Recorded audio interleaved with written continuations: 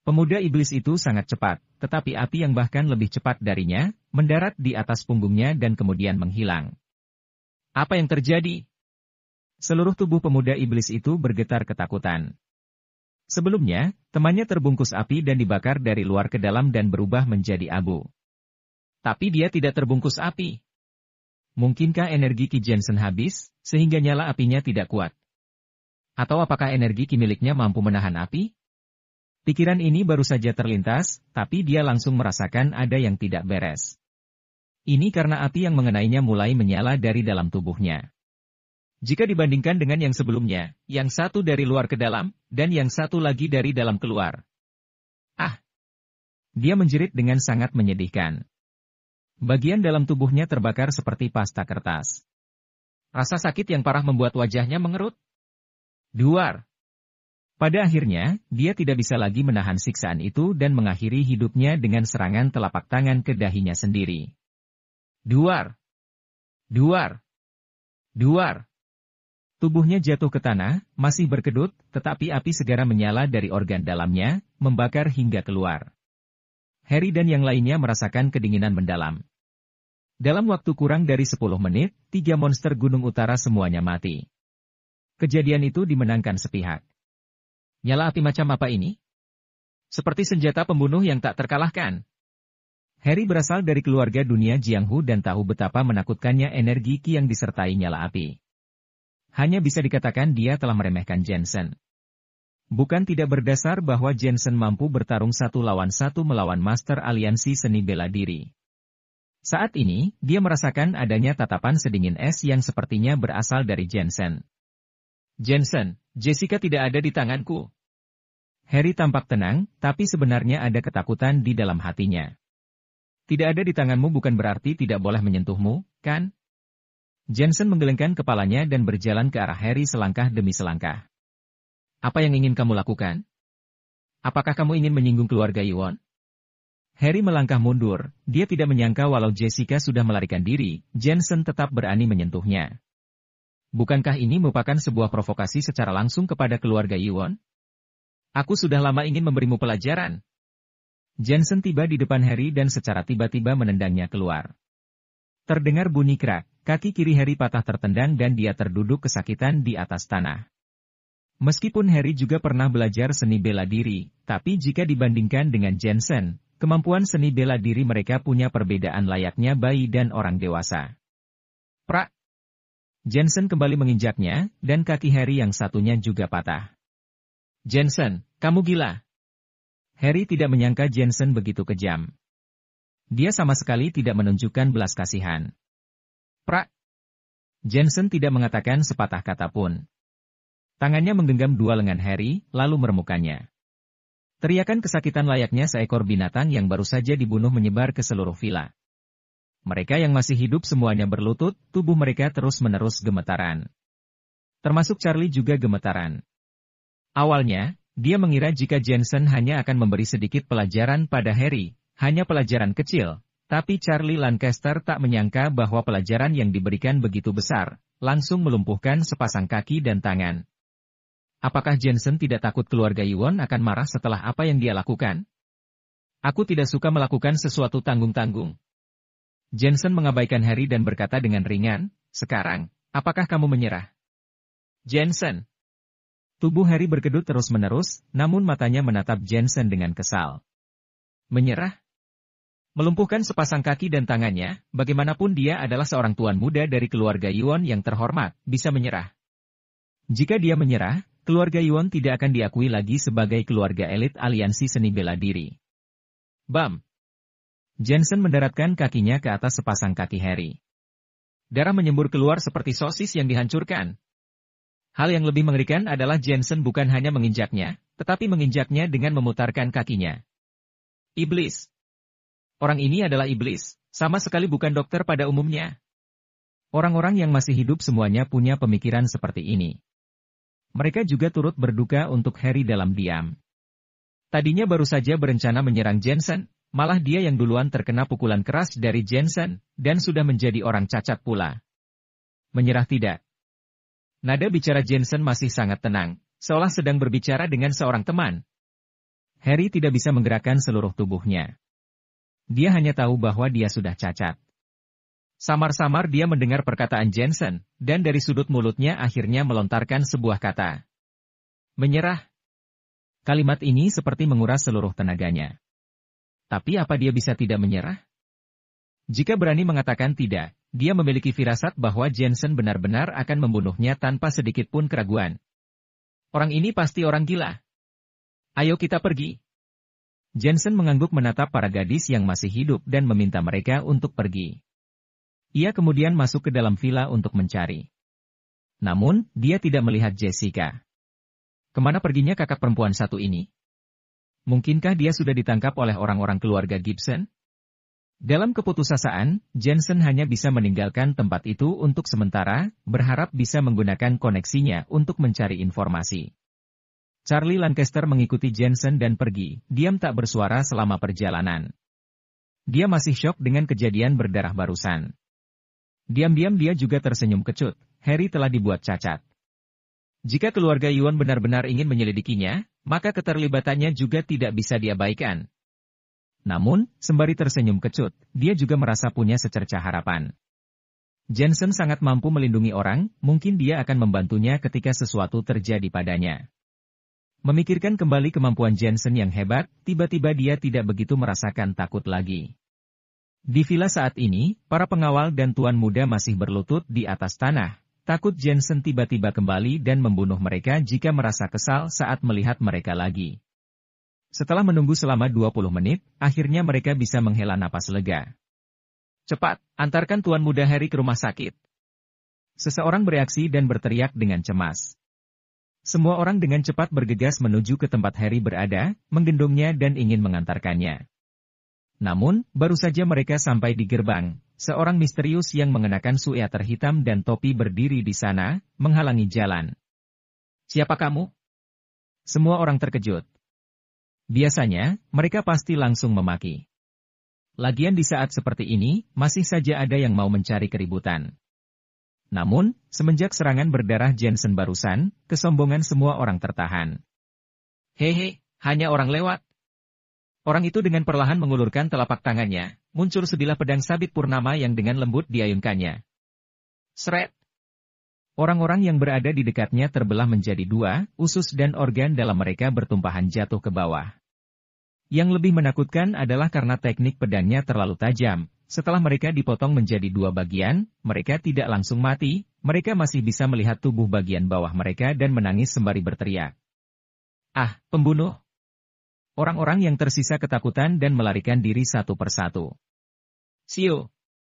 Si misterius bersweater ini sangat cepat, dan bahkan teknik pedangnya sangat tajam. Setiap ketajaman tepinya seakan bisa merenggut satu nyawa. Hanya dalam kurun waktu setengah menit, semua orang yang masih hidup terbunuh begitu saja. Tersisa Harry yang masih terbaring di atas tanah belum mati, matanya menatap orang itu dengan ketakutan. Aku adalah Harry. Suaranya terdengar lemah dan gelisah. Aku tahu, maka daripada itu aku makin ingin membunuhmu. Pria bersweater misterius itu menampakkan senyum haus darahnya, menebaskan pedang sabit purnamanya, dan sebuah kepala manusia pun menggelinding di sepanjang tanah. Itu adalah kepala Harry. Pupil mata Harry melebar. Ia tidak menyangka bisa bertahan hidup di tangan Jensen, malah dibunuh oleh orang ini.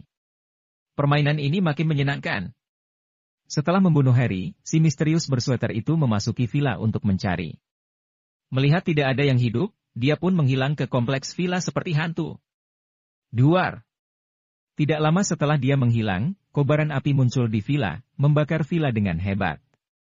Selain kepala Harry yang diletakkan di luar gerbang, semua mayat ikut terbakar habis. Tidak tahu telah berselang berapa lama, di danau buatan di kejauhan, sesosok tubuh muncul dari dasar air dalam keheningan. Ia adalah seorang wanita dengan sosok yang anggun, rambutnya yang perak panjang memberi kesan iblis pada orang lain. Menarik, kematian tanpa bukti. Dia tersenyum dan menebak tujuan si misterius bersweater itu datang ke sini. Adik iparku juga sudah cukup lelah.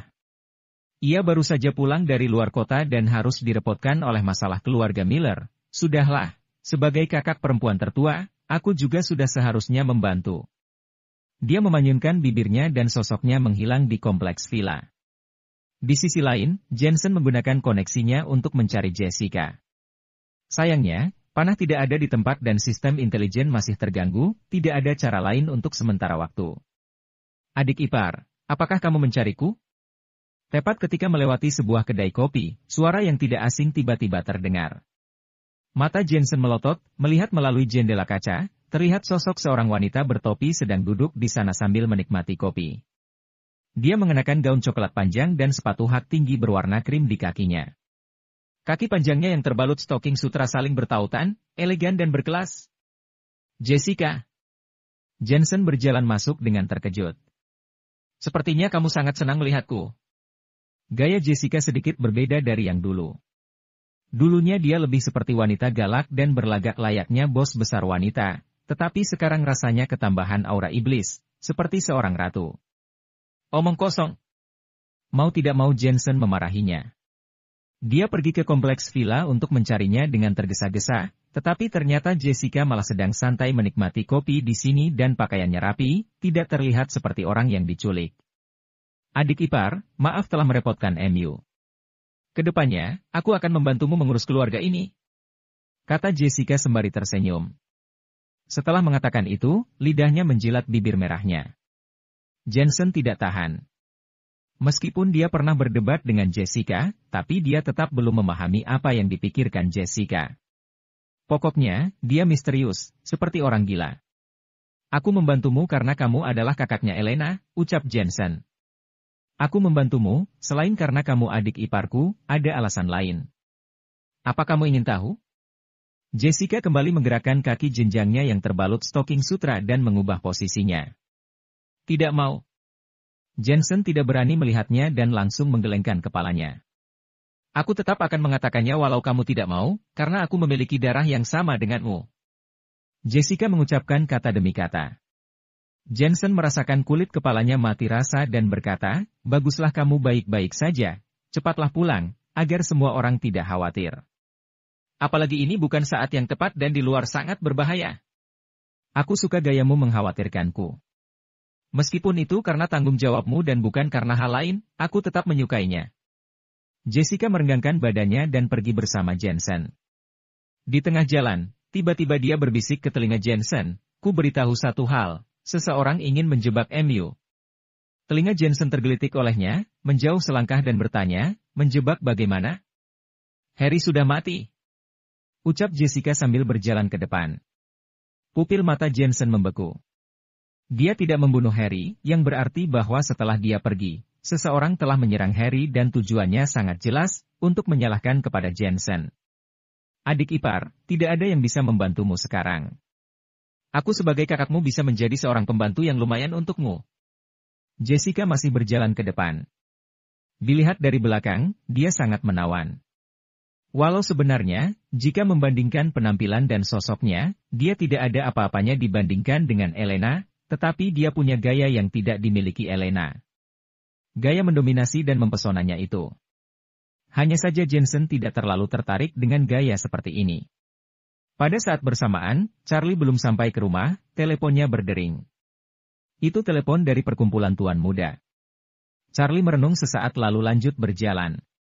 Masih di lantai tertinggi Hotel Permata, para tuan muda dari dalam dan luar negeri semuanya duduk di sana, sampai-sampai ada tuan muda yang membawa macan kumbang peliharaannya. Namun, dibandingkan dengan pertemuan terakhir, kali ini jumlah orangnya lebih sedikit. Bukankah pertemuannya seharusnya 3 hari lagi? Charlie bertanya dengan santai ketika sampai. Tuan muda Charlie, pertemuan ini kami selenggarakan bertujuan membahas bagaimana cara untuk membantu tuan muda Harry. Tuan muda bermain dengan macan kumbang peliharaannya berkata dengan santai, Tuan muda Harry sudah bersuara, maka kita yang tergabung dalam perkumpulan tuan muda, sudah seharusnya membantunya, apapun caranya. Kamu sangat akrab dengan Jensen, kamu yang paling cocok untuk menjebak Jensen. Charlie Lancaster segera menggelengkan kepalanya mengambil anggur di atas meja dan menuangkan secangkir untuk dirinya sendiri. Tuan muda Charlie, apa kamu mendengarku? Melihat Charlie tidak merespon, tuan muda itu menjadi marah. Ketika tuan muda Harry ada di sini, apa tuan muda Charlie berani tidak merespon? Kurasa kamu lebih tahu dariku siapa tuan muda Harry. Kalau kamu memprovokasinya, keluarga Lancaster akan menderita juga. Yang lainnya juga tak tahan untuk mengancam dengan suara dingin. Seseorang yang cacat juga bisa membuat kalian takut seperti ini? Saat ini, Charlie akhirnya bersuara. Sejak serangan Jensen yang menggelegar, dia sama sekali tidak takut dengan Harry. Apa yang kamu katakan? Banyak orang bangkit dari duduknya, kata-katamu barusan, siapa yang kamu bicarakan? Apakah kamu berani mengatakannya lagi? Tuan muda Charlie, kita bermain bersama di luar negeri tahun lalu, jadi aku menganggapmu sahabat. Jangan katakan bahwa aku tidak mengingatkanmu, kalau kamu memprovokasi Tuan muda Harry, kamu tidak bisa berada di perkumpulan Tuan muda ini lagi. Kunasehati, lebih baik patuh saja. Yang lainnya melanjutkan berbicara. Charlie menyesap anggurnya dan berkata dengan santai, orang cacat yang kubicarakan adalah Harry, ada yang salah? Biar ku beritahu, aku, Charlie, tidak peduli dengan orang cacat. Aku sudah mengatakan apa yang seharusnya dikatakan, bagaimana kalian ingin berurusan dengan Jensen adalah urusan kalian sendiri. Jangan seret aku tidak punya waktu. Setelah mengatakan itu, dia meletakkan gelasnya dan berniat pergi. Meja bundar hening tak bersuara dan sebagian besar tuan muda menatapnya. Apakah Charlie sudah gila? Berhenti. Sebelum menjelaskan kata-katamu, kamu tidak boleh pergi. Tuan muda dengan macan kumbang peliharaannya itu dengan marah menghentikan Charlie Lancaster. Tuan muda Edo, lupakan saja. Jika dia ingin mati, biarkan saja. Ya, kami akan memberitahu kabar itu kepada Tuan muda Harry. Aku ingin melihat bagaimana dia bisa menghadapi kemarahan Tuan muda Harry. Hehe, jika Tuan muda Harry menindak keluarga Lancaster, orang terkaya di Huasia akan digantikan. Pada saat itu, aku akan menyerap industri milik keluarga Lancaster. Yang lain berteriak ke arah tuan muda dengan macan kumbang peliharaannya, wajahnya tampak gembira. Keluarga Yuan adalah salah satu dari 4 keluarga terelit di Huasia, sangat berkuasa, hitam dan putih semua menghormati mereka. Selain itu, di dunia Jianghu, mereka bahkan memegang kekuatan yang sangat besar di tangannya. Memang benar keluarga Lancaster adalah yang terkaya, tapi itu hanya jabatan yang diberikan orang lain. Dengan kata lain, jika keluarga elit mau, mereka dapat membuat seorang pengemis menjadi orang terkaya dalam waktu 3 hari. Keluarga elit memiliki kekuatan seperti ini. Kamu punya nyali. Tuan muda dengan macan kumbang peliharaannya itu juga melepaskan Charlie, juga bersuka cita. Bam! Saat ini, pintu ruangan didorong terbuka dan kemudian seorang pengikut bergegas masuk. Kabar buruk, villa Tuan muda Harry baru saja diratakan. Semua orang yang mengikutinya telah mati. Dan Tuan muda Harry, kepalanya dipotong dan tubuhnya terbakar menjadi abu. Ia berteriak cepat karena merasa ngeri. Hah, apa? Tuan muda dengan macan kumbang peliharaannya menjatuhkan rokok yang ada di mulutnya dan melubangi setelannya, dia bahkan tidak menyadarinya. Meja bundar hening. Tidak ada yang bersuara. Wajah semua orang dipenuhi dengan ketidakpercayaan dan kemudian berubah menjadi ketakutan. Mereka baru saja mabuk-mabukan dan mengobrol dengan Tuan muda Harry kemarin. Bagaimana bisa dia dimusnahkan hari ini? Bahkan kepalanya dipenggal orang. Katakan secara spesifik, apa yang sebenarnya terjadi? Seseorang menatap orang itu dan meraung. Masalah ini juga baru saja diketahui, dilihat dari sistem pengawas kompleks villa, sepertinya itu perbuatan Jensen. Omong-omong, dia juga membawa Tuan muda Charlie ke sana. Pria itu tanpa sadar menatap Charlie. Jensen. Hati orang-orang menjadi dingin dan tiba-tiba semuanya menatap Charlie. Bagaimanapun, dia juga punya andil dalam masalah ini. Tidak heran Charlie sebelumnya mengatakan bahwa masa orang cacat juga bisa membuat kalian takut seperti ini. Bukankah ada 3 monster Gunung Utara yang kuat mendampingi Tuan muda Harry? Mereka juga sudah mati? Sudah pasti mati, tak disangka Jensen ini sangat kuat. Habislah, Tuan muda Harry sudah mati. Keluarga Yuan pasti akan marah besar. Satu persatu mereka merasa tidak nyaman, takut dilibatkan. Aku boleh pergi. Pada saat ini, Charlie menatap para tuan muda ini dengan santai dan berkata. Mulut semua orang bergetar. Siapa yang berani menghentikannya? Bahkan kentut pun mereka tidak berani.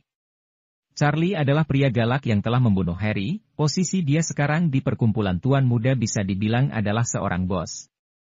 Tidak ada yang bersuara, kalau begitu aku pergi. Charlie tampak tenang. Setelah keluar dari sana, hatinya sangat riang. Pertemuan meja bundar sebelumnya dipandu oleh Harry.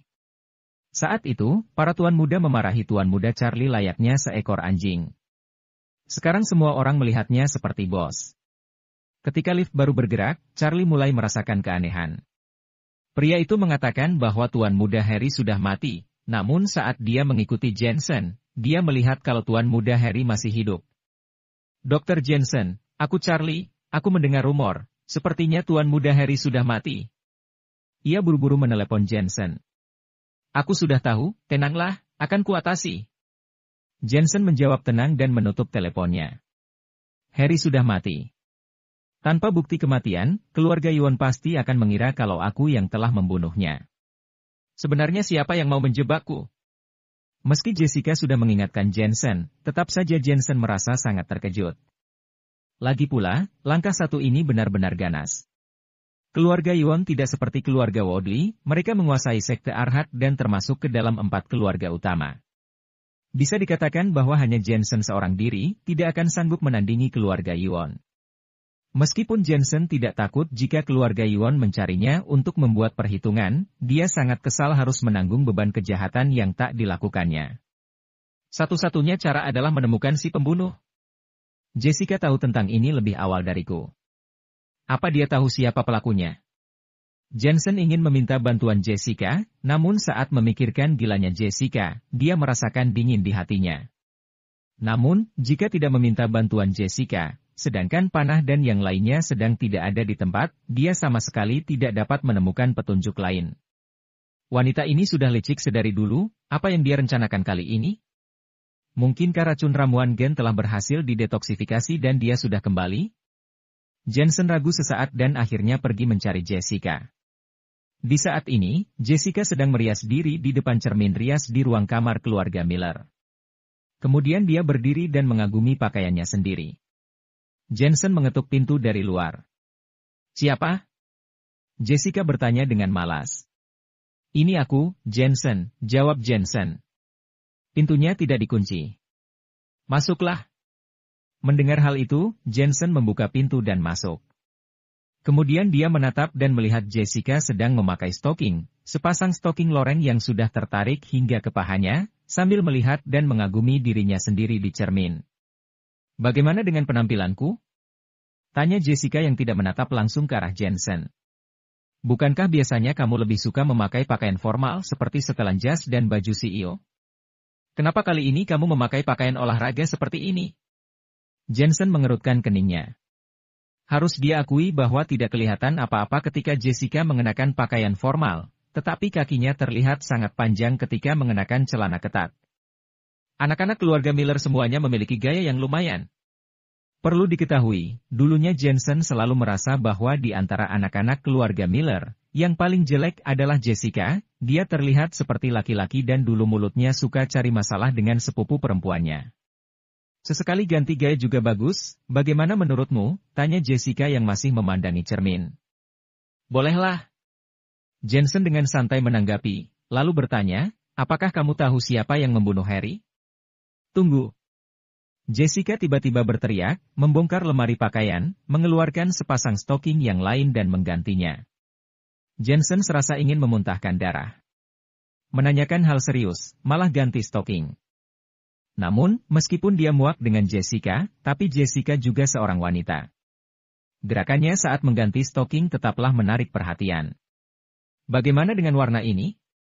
Jessica menyilangkan kakinya dan berpose, mengagumi dirinya sendiri. Oke, sudah cukup, mari kita bahas hal serius. Kata Jensen tidak senang. Aku ini kakakmu. Apa begini sikapmu saat meminta bantuan? Jessica menatap Jensen dengan tidak puas. Jensen menggertakkan giginya marah. Apa dia masih Jessica yang hampir terbunuh oleh ramuan gen? Ia sudah kembali angkuh seperti dulu. Lalu dia berteriak dingin, Jessica, apakah kamu ingin mencari masalah? Apa mungkin kamu mau menjadi kepala keluarga Miller? Aku serahkan padamu, puas? Tidak, aku sekarang tidak tertarik lagi dengan kekuasaan. Sebaliknya, aku sangat tertarik pada beberapa hal. Aku menyadari bahwa aku benar-benar bodoh di masa lalu, bekerja keras untuk hal-hal yang tidak nyata dan melewatkan hal-hal terbaik di dunia. Jessica menggelengkan kepalanya dan berkata, hal ini adalah percintaan antara pria dan wanita. Bukankah kamu menyukai wanita? Tanya Jensen dingin. Itu kan dulu. Semenjak seseorang menyelamatkan nyawaku dan aku mengisap darah seseorang, tubuhku juga sudah berubah. Hormon androgenku berkurang dan hormon estrogenku bertambah, kata Jessica sambil tertawa.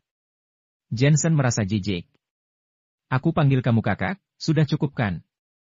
Sekarang aku mau membahas hal serius denganmu, bisakah jangan berulah lagi? Aku sangat menyukai saat kamu memanggilku kakak. Sepertinya meskipun aku telah berubah, aku masih suka memegang kontrol. Jessica mengangguk puas, jangan khawatir, kamu adalah adikku sekarang, aku akan membantumu. Cepat lambat kamu akan punya janggut? Jensen memarahinya. Ayo kita pergi. Jessica memakai sepatu olahraga, gayanya muda dan liar, berjalan melewati Jensen dengan harum yang semerbak. Rambutnya dikibaskan ke wajah Jensen. Dasar mesum. Jensen kembali memarahinya dan kemudian mengikuti Jessica untuk pergi. Di ruang tamu, Daniel sedang menonton siaran televisi. Ketika dia lagi asik menonton, tiba-tiba Jessica berjalan keluar dari ruangan kamar. Jessica! Mata Daniel melotot, terutama karena pakaian Jessica yang mengejutkannya. Ini pertama kalinya dia melihatnya berpakaian seperti itu. Bagaimanapun, Jessica biasanya selalu berpakaian formal layaknya seorang laki-laki. Ayah, aku mau pergi bersama Jensen untuk mengurus sesuatu. Kita akan kembali untuk makan malam nanti. Jessica menyapa Daniel dan memutar pinggangnya untuk pergi. Paman Daniel, aku pergi dulu. Jensen juga menyapa Daniel dan menyusulnya. Bra. Setelah keduanya pergi, Daniel terjatuh dari kursi goyangnya. Apakah penglihatanku bermasalah? Putri sulungku akhirnya terlihat seperti seorang wanita? Apalagi, dia terlihat begitu terbuka terhadap Jensen, kelihatan sangat akrab. Dia tercengang. Meskipun Jensen telah menyelamatkan nyawa Jessica, mereka jarang berbicara satu sama lain karena masalah di masa lalu. Akan tetapi, yang barusan terlihat, mereka akrab seperti teman. Yang terpenting, putri sulungnya terlihat sangat berseri. Bisakah kamu berhenti berpura-pura? Setelah keluar dari keluarga Miller, Jensen berkata dengan dingin. Siapa yang berpura-pura? Jessica agak tidak puas. Kamu sangat licik, sama sekali bukan orang yang ceria seperti itu. Makin kamu berpura-pura, makin menjijikkan. Jensen tidak memberikan tatapan yang baik. Kamu. Jessica menggertakkan gigi peratnya dan berkata dengan dingin, aku yang dulu sudah mati. Aku yang sekarang adalah aku yang baru. Terserah kamu percaya atau tidak. Jensen tak kuasa untuk tidak menghela napas. Setelah pembunuhnya ditemukan, dia sudah malas untuk berhubungan dengan Jessica. Pembunuhnya bernama Desmond Miles. Dia adalah penjahat buronan Biro Keamanan Publik. Dia ahli dalam menggunakan pedang sabit purnama yang tajam. Dia pernah menjadi anggota dari aliansi seni bela diri dari sekte Singi.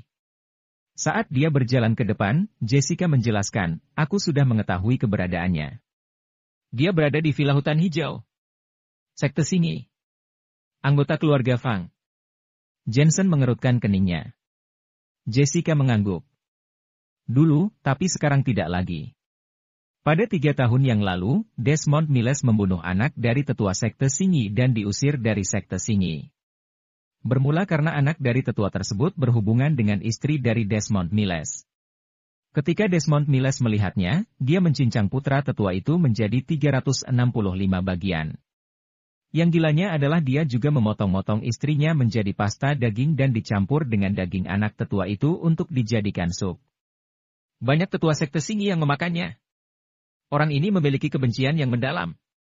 Jensen menyipitkan matanya, namun setelah dipikir-pikir, jika dia berada di situasi ini, apakah dia bisa menahan diri? Sulit untuk dijelaskan. Saat Elena hampir dilecehkan, dia juga mendatangi keluarga Woodley dan membunuh orang dengan tangan kosong. Namun, setelah dia melarikan diri, dia juga membunuh lebih dari 100 orang dalam perjalanan. Semuanya tewas dengan kejam dan membuat satu provinsi khawatir. Dia ditetapkan sebagai buronan kelas kakap. Ribuan polisi telah dikirim untuk mengepung Desmond Miles di Goa Mawar Ungu, tetapi dia masih bisa melarikan diri. Desmond Miles menghilang selama 2 tahun. Agar tidak menimbulkan terlalu banyak dampak, akhirnya dunia Jianghu mengeluarkan perintah buronan. Dan Villa Hutan Hijau adalah tempat berkumpulnya orang-orang dunia Jianghu. Aku mendengar gosip kalau dia muncul di sana dan sepertinya sedang mengincar seseorang.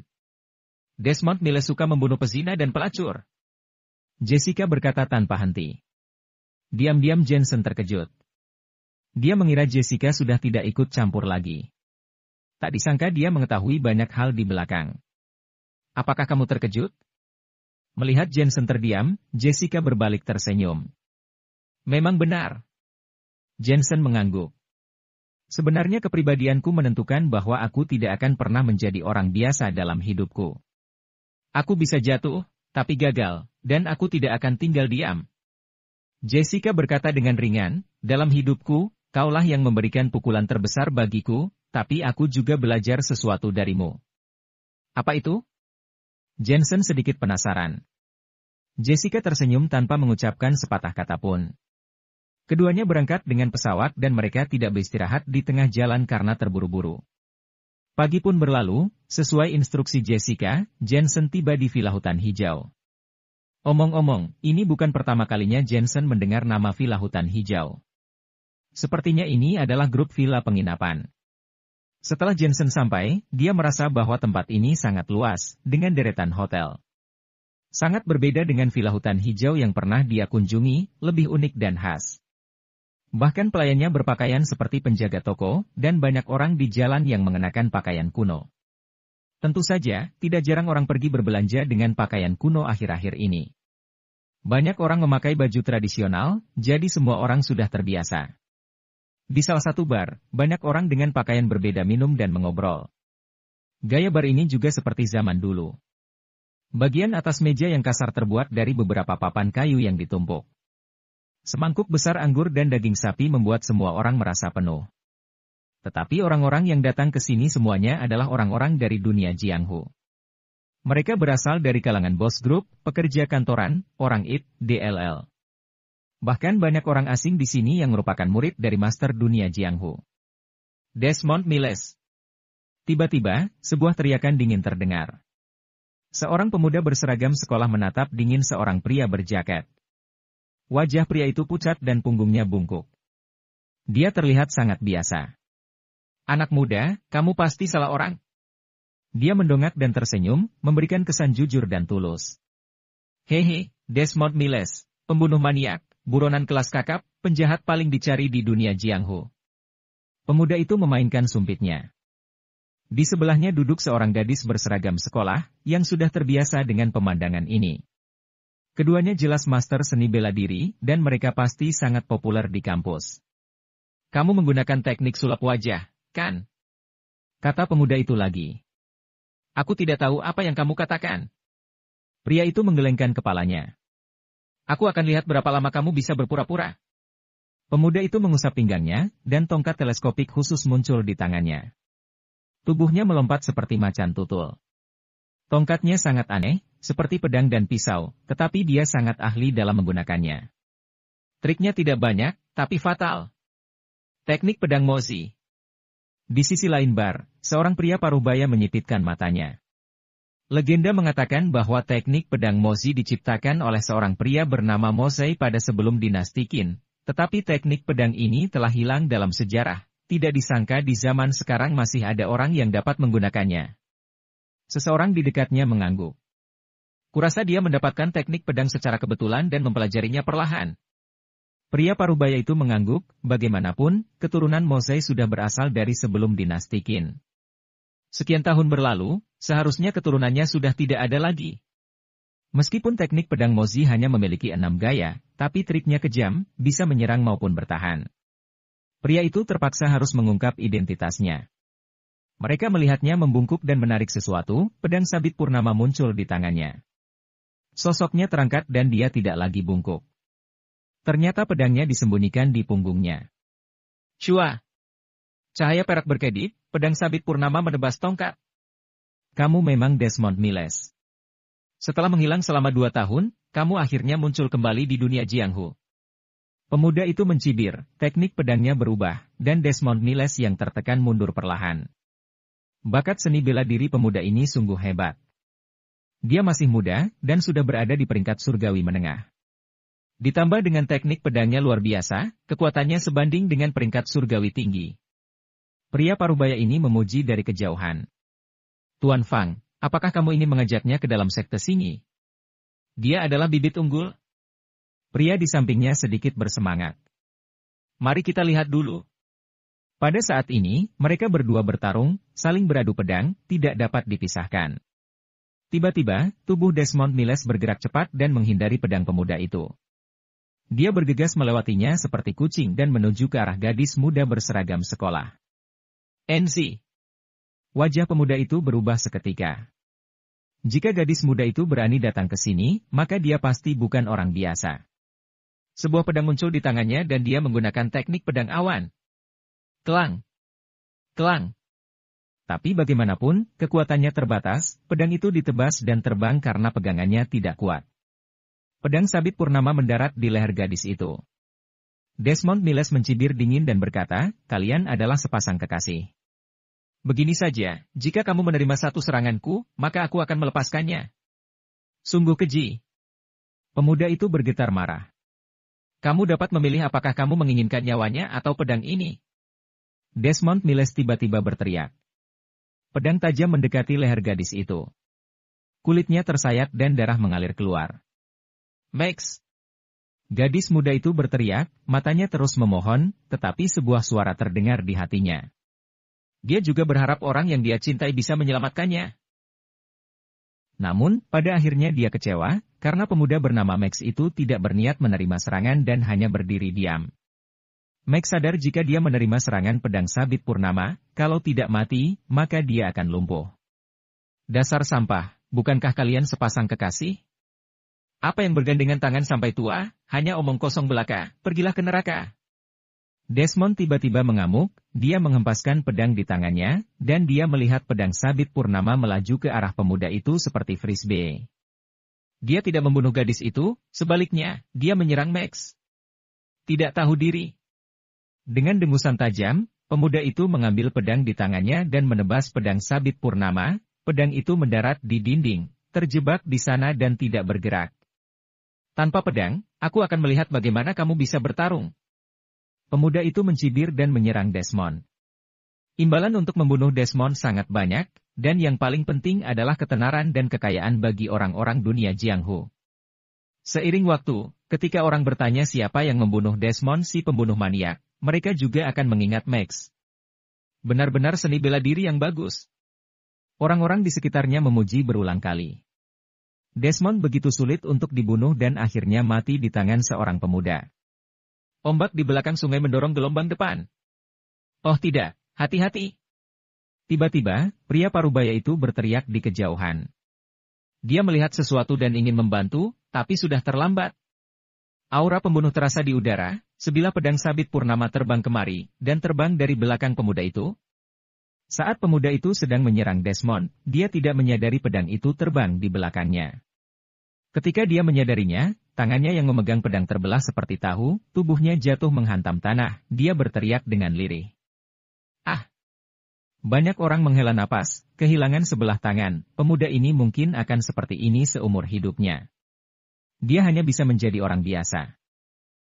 Dasar sialan. Wajah Desmond sangat ganas. Dia menyerang pemuda itu dan ingin membunuhnya.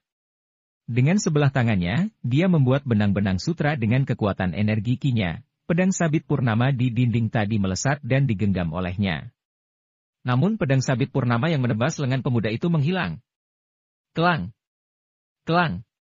Ketika dia menebas pemuda itu, sesuatu yang aneh terjadi.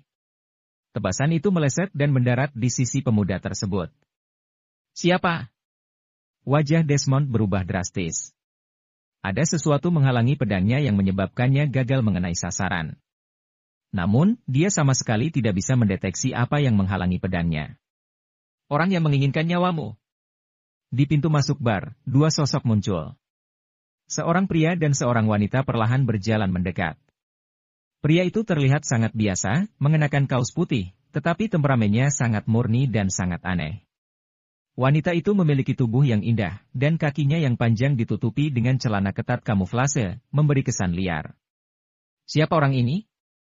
Desmond hampir membunuh pemuda itu, tetapi dia gagal. Itu jelas bukan disengaja, tetapi ada seseorang yang mengganggu. Mungkinkah orang itu? Orang ini juga masih sangat muda. Para pengunjung dari dunia Jianghu berbisik-bisik di bar. Siapa kamu? Desmond pun menyipitkan pandangannya pada orang tersebut. Entah kenapa, dia merasa pemuda ini sangat berbahaya, bahkan jauh lebih menakutkan dari pemuda dengan teknik pedang mosi sebelumnya. Sudah kukatakan, orang yang menginginkan nyawamu. Orang itu berkata dengan santai, dan kemudian melesat ke arah Desmond. Ia adalah Jensen. Cari mati. Desmond menampilkan teknik pedang, seperti bulan perak yang bocor ke tanah, sungguh memukau. Wajah Jensen tenang, dia melontarkan sebuah tinjuan, dan kemudian terdengar suara dentuman keras. Dia melihat Desmond terjatuh di lantai dengan sebuah pukulan, dan langkahnya makin mundur.